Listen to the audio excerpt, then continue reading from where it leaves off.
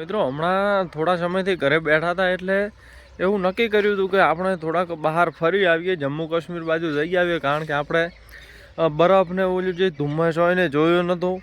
પણ ભગવાનને એવું લાગ્યું કે તમારે અહીંયા નહીં જવું, પણ હું તમને તમારા ઘરે જ આખું જમ્મુ કાશ્મીર બતાવી દઉં.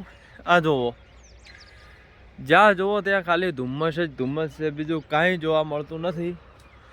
ઉનાળાની શરૂઆત થઈ ગઈ છે, શિયાળાનું નામ નિશાન નથી, ક્યાંય ઠંડીનું નામ નિશાન નથી, પણ ચારે બાજુ ધુમ્મસ છવાઈ ગયું છે.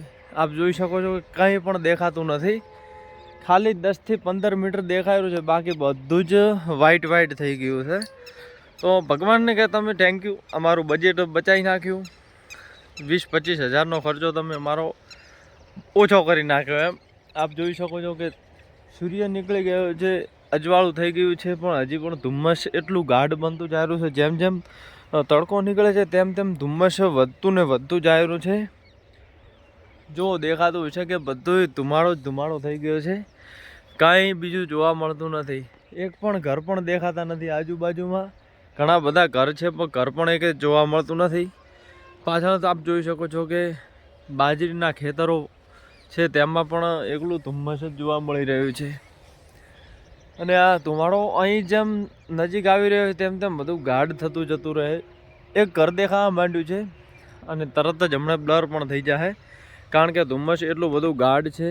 અને જે આ કપડાં છે તે પણ ભેજવાળા થઈ રહ્યા છે, કારણ કે ધુમ્મસ પાણીનું જ બનેલું હોય છે, એટલે આ કપડાં પણ થોડા ભીના થઈ રહ્યા છે. અને અવાજની ક્વોલિટી પણ આપ જોઈ શકો છો કે ભારી પડી રહી છે.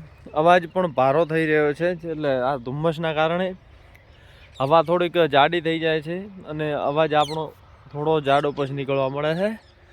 તો મિત્રો, આ છે અમારા ગામડાનું ધુમ્મસ. ગામડું નથી, આ જમ્મુ કાશ્મીર બની ગયું છે મિત્રો. આ એક તરીકે જમ્મુ કાશ્મીર જ છે, ખાલી ગુજરાતમાં આવી ગયું છે. એટલે આ ગુજરાતનું મિની જમ્મુ કાશ્મીર આજે થઈ ગયું છે. અને આ બોલતા જુઓ, મોઢામાંથી પણ ફોગ નીકળે છે. દેખાણો તમને દેખાય, કારણ કે આપણા પહેલાં હેવી કેમેરા નહીં, આપણા ફોનમાં વિડીયો ઉતારા હતા એટલે. પણ ધુમ્મસ બહુ રોમાંચક છે. ઘણા દિવસે આવું ધુમ્મસ જોવા મળ્યું છે. આ સિઝનમાં જે શિયાળામાં તો ક્યાંય પણ જોવા નહોતું મળ્યું, પણ શિયાળાના એન્ડમાં હવે જોવા મળ્યું છે. બહુ ગાઢ ધુમ્મસ જોવા મળી રહ્યું છે.